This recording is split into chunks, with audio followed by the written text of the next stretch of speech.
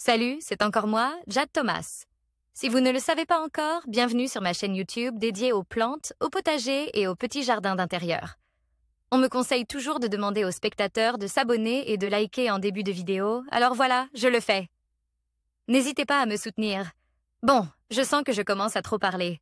Passons directement au sujet de la vidéo d'aujourd'hui. Bonjour à tous. Dans cette vidéo, je vais aborder un sujet qui suscite souvent des débats en cuisine, le blanchissage du poireau. Beaucoup pensent que c'est une étape incontournable, mais je vais vous expliquer pourquoi ce n'est pas toujours nécessaire. Je partagerai avec vous des conseils pratiques et des alternatives pour préparer vos poireaux de manière savoureuse, tout en préservant leur texture et leur goût. Restez avec moi pour découvrir comment simplifier votre préparation culinaire. Par Larry Hodgson, 10 juillet 2018. Le blanchissage du poireau n'est pas obligatoire. Poireau cultive selon la méthode traditionnelle avec un fût, tige, très blanc. Source, www.cityparkmarket. Co. Que un long fût blanc est très recherché par les amateurs du poireau, Allium amploprasum, qui se donnent la peine de le planter dans des tranchées et de remplir graduellement celles-ci de terre pour couper la lumière à la base des feuilles. Mais ce n'est pas assez pour eux, quand la tranchée est remplie, ils ramènent encore de la terre contre la tige, formant une butte. De façon à ce que seulement les feuilles en dépassent. Le fût, étant alors privé de lumière, devient d'un beau blanc. Par contre, c'est aussi cette technique qui donne le sable qui s'infiltre parmi les feuilles du fût et qui adonne le dédain du poireau à plus d'un.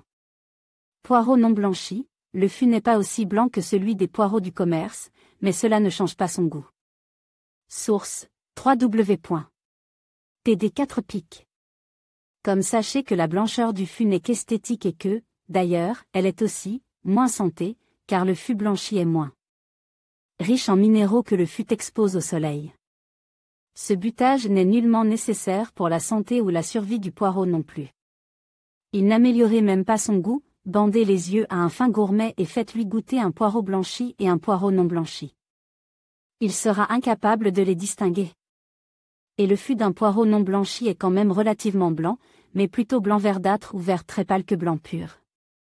Enfin, quand vos convives croqueront dans vos poireaux non blanchis, personne ne risquera de se casser une dent sur une pierre. Pour blanchir sans terre remuée, mais vous tenez quand même à un fût blanc? Poireau auto-blanchissant. Aucun tranchage n'est nécessaire pour obtenir un fût quand même assez blanc. Source, www.territorialc. Comme sachez d'abord qu'il existe maintenant des poireaux auto-blanchissants comme le cultivar Tacrima. Aucune tranchée ni butte n'est nécessaire pour ces variétés au fût naturellement blanc. Poireau paille. Source, UOSU.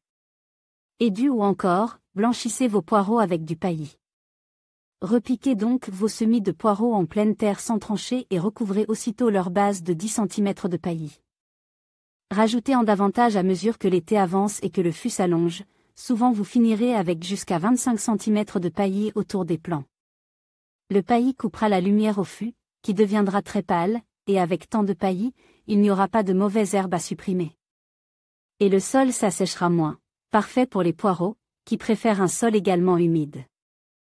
L'avantage du paillis par rapport à la culture en tranchée et au butage est non seulement qu'il est plus facile à appliquer, mais que le paillis ne s'infiltrera pas à travers le feuillage de vos poireaux qui seront alors plus propres et sensables.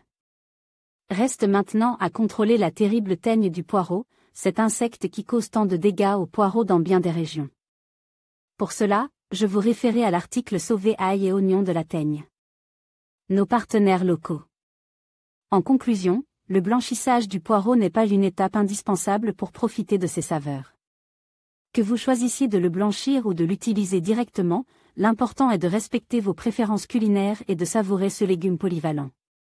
N'hésitez pas à expérimenter et à découvrir la manière qui vous convient le mieux. Merci de nous avoir suivis et à bientôt pour d'autres conseils culinaires.